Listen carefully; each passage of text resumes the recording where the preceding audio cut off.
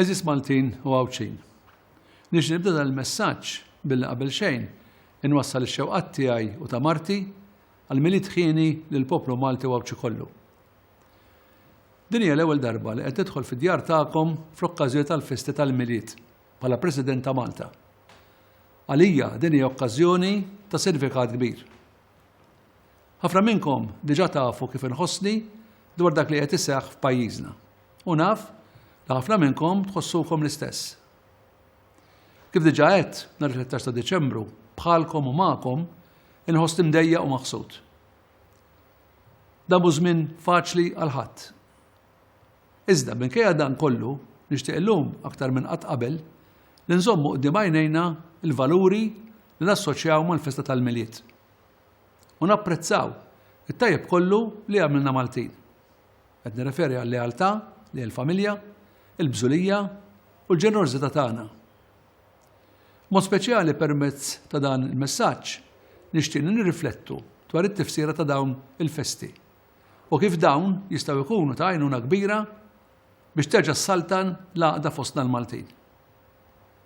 Min-naħa tiegħi nixtieq ngħid grazzi lilkom, il-pubbliku b'mod ġenerali, għas-sostenn li tajtuni tul dawn l-ewwel xhur tal-Presidenza tiegħi, speċjalment fil-momenti l-aktar diffiċli. Irrid ngħid li sibt ħafna saħħa u kuraġġ fl-appoġġ tagħkom. Ngħidilkom grazzi wkoll talli qegħdin tħadnu l-valuri u l-għanijiet li jinħejjej tal-Presidenza, ġifieri s-solidarjetà fil-mart, il-ġlida kontra l-faqar, l-inklużjoni u l-volontarjat. Għandna l-Maltin l-ewwel ma tiġina f'moħħna f'dawn il-ġranet hija l-għoża u l-għoda tal-familja. Ekku xieraq f'dawn il-jiem ta' festi, iżda wkoll matul is-sena kollha. Tajjeb li nħarsu lejn dawk il-membri tal-familja tagħna li forsi huma l-aktar vulnerabbli u nagħtuhom l-attenzjoni kollha li jeħtieġu. Jiena nixtieq li nżommu kull sens ta' tolleranza u ta' rispett, speċjalment fir-rigward ta' dawk li ma jaħsbuhiex bħalna f'kollox, jew forsi anki ma' min anki nibtet it-tensjoni bejnietna dal-aħħar. Ejjew nagħmlu l-almu tagħna biex nwarbu dan kollu u nħarsu lejn dak li jaqadna u mhux dak li jfridna. L-ispirtu tal-miliet jitlob minn għandna li nwittu ftit it-tensjoni ta' bejnietna.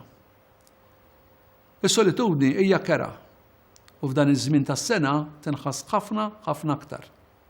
Jien nagħmel appell lil kull wieħed u waħda minnkom biex idduru bil-morda tagħna bl-anzjani u b'min forsi m'għandux il-mezzi li jgawdi daqs membri oħra tal-familja. Tibqgħux birda quddiem min jinsab waħdu jew mċaħħad. Jiena ma nistax ma nagħmilx appell anki għal ġenerożità li għalija l-poplu Malti huwa tant magħruf. Kif tafu tajjeb matul dawn l-aħħar ġimgħat ingħatat spinta qawwija lil ħidma fil-ġbir ta' fondi għal Malta Community Chest Fund Foundation. Hemm bżonn ta' għajnuna kbira lil ħafna li għandna madwarna. Ħafna li jidhru u bosta aktar dawk li ma jidhrux. Nafu li dawn qegħdin ibatu fis-silenzju. Lil dawn obbligati ngħinuhom. Ma dak kollu li ġara u li għaddej m'għandux jeħel il-marit. U mhux aċċettabbli li b'as-sitwazzjoni politika inkissru wkoll kull tama ta' għajnuna għal minu batut.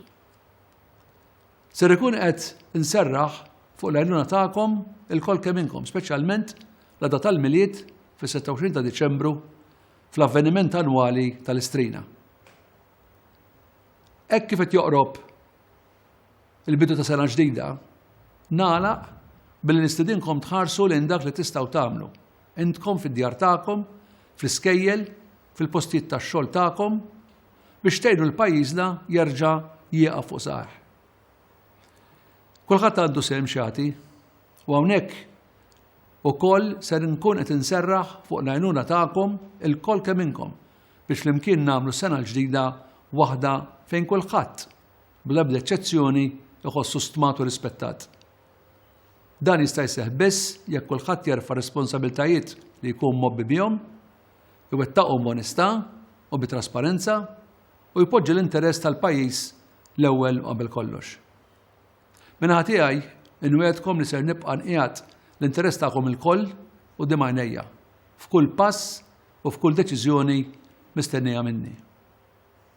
A few words to our foreign guests. I would also like to warmly acknowledge your presence here in Malta, wherever you come from and whatever your creed or religion. We welcome you to enjoy the Christmas festivities in our country as part of this extended Maltese family. We thank you for your contribution to our economy and for accepting our hospitality. Min qalbi nixtieq lilkom u l-familji tagħkom milli tħieni u sena ġdida mimlija barka, sliem u fuq kollox saħħa. Nirringrazzjakom.